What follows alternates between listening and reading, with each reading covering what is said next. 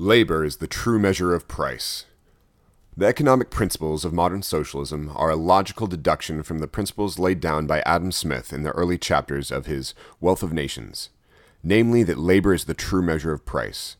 But Adam Smith, after stating this principle, most clearly and consciously immediately abandoned all further considerations of it to devote himself to showing what actually does measure price, and how therefore wealth is at present distributed. Since his day, nearly all the political economists have followed his example by confining their function to the description of society as it is, in its industrial and commercial phases. Socialism, on the contrary, extends its function to the description of society as it should be, and the discovery of the means of making it what it should be. Half a century or more after Smith enunciated the principle above stated, socialism picked it up where he had dropped it, and in following it to its logical conclusions, made it the basis of a new economic philosophy.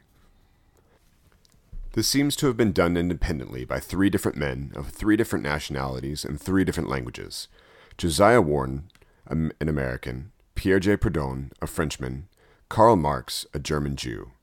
That Warren and Proudhon arrived at their conclusions silently and unaided is certain, but whether Marx was not largely indebted to Proudhon for his economic ideas is questionable.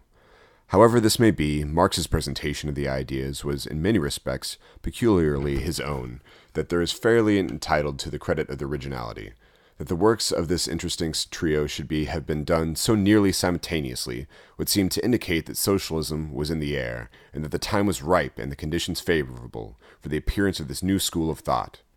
So far as priority of time is concerned, the credit seems to belong to Warren, the American, a fact which should be noted by the stump orators who are so fond of disclaiming against socialism as an important article. Of the purest revolutionary blood, too, this Warren, for he descended from the Warren who fell at Bunker Hill. For Smith's principle that labor is the true measure of price, or as Warren phrased it, that cost is the proper limit of price, these three men made the following deductions: that the natural wage of labor is its product, that this wage or product is the only just source of income,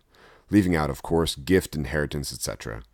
that all who derive income from any other source abstract it directly or indirectly from the natural and just wage of labor, that this abstracting process generally takes one or three forms: interest, rent, and profit, that these three constitute the trinity of usury and are simply different methods of leveling tribute for the use of capital, that capital being simply stored up labor, which has already received its pay in full, its use ought to be gratuitous, on the principle that labor is the only basis of price, that the lender of capital is entitled to its return intact, and nothing more, that the only reason why the banker, the stockholder, the landlord, and the manufacturer and the merchant are able to extract usury from labor lies in the fact that they are backed by legal privilege or monopoly, and that the only way to secure labor, the enjoyment of its entire product or natural wage, is to strike down monopoly. It must be inferred that either Warren, Proudhon, or Marx used exactly this phraseology, or followed exactly this line of thought, but it indicates definitely enough that fundamental ground taken by all three, and their substantial thought up to limit to which they went in common.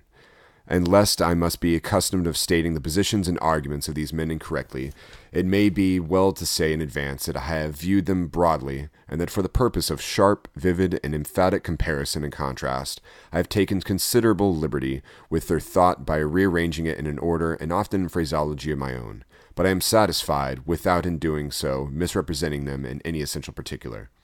It was at this point, the necessity of striking down monopoly, that came the parting of their ways. Here the road forked. They found that they must turn either to the right or to the left, follow either the path of authority or the path of liberty.